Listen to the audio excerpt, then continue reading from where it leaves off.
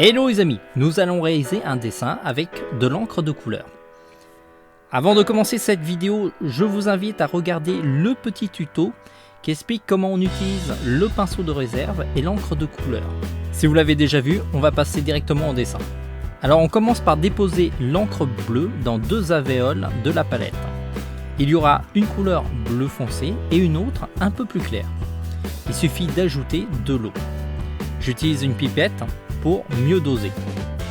Ensuite, on mouille la zone qui est tout autour du personnage.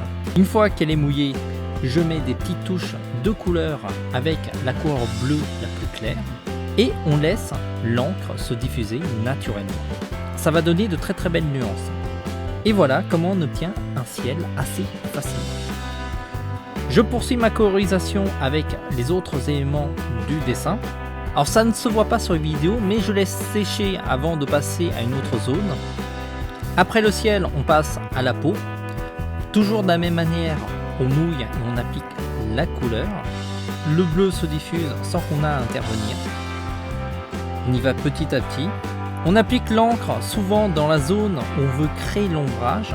Et puis on laisse la couleur se disperser comme une grande. Alors avec ce type de colo, il ne faut pas chercher la précision. En inclinant, on peut orienter la diffusion de la couleur. On peut ajouter un peu plus d'encre pour foncer la couleur ou sinon ajouter de l'eau pour l'éclaircir. C'est une technique qui a l'air compliquée mais elle est plutôt facile car elle nécessite peu de précision.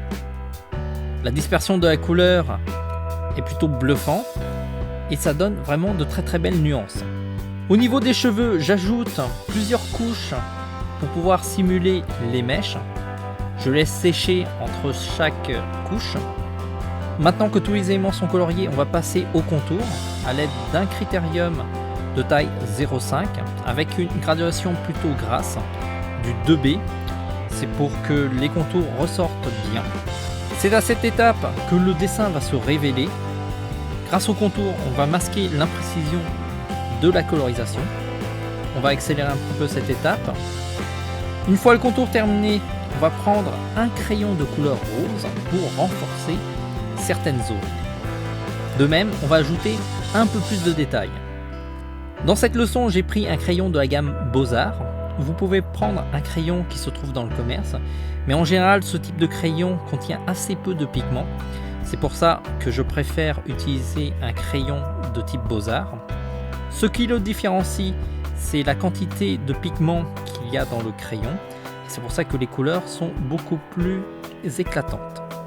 Dans cette vidéo, c'est un crayon de la gamme Polychromos de la marque Faber-Castell. J'utilise un crayon de fusain blanc pour éclaircir certaines zones. Ça ajoute aussi une lumière douce. Enfin, je finalise le dessin avec des reflets à l'aide d'un roller gel blanc de la marque Pentel. C'est une sorte de stylo qui sort une encre blanche qui est opaque et qui est très précis pour mettre des reflets, par exemple dans les yeux ou dans d'autres éléments. Voilà, le dessin est quasiment fini. Juste avec un simple pot d'encre bleue, on peut obtenir quand même un bon résultat. Retrouvez la liste de tous les outils utilisés dans la vidéo en cliquant sur le cadre. Vous allez être redirigé. On se retrouve à très vite pour d'autres vidéos. Suivez-nous sur notre site tvachland.com ou sinon sur Facebook, Twitter. Et vous pouvez aussi vous abonner à notre chaîne YouTube.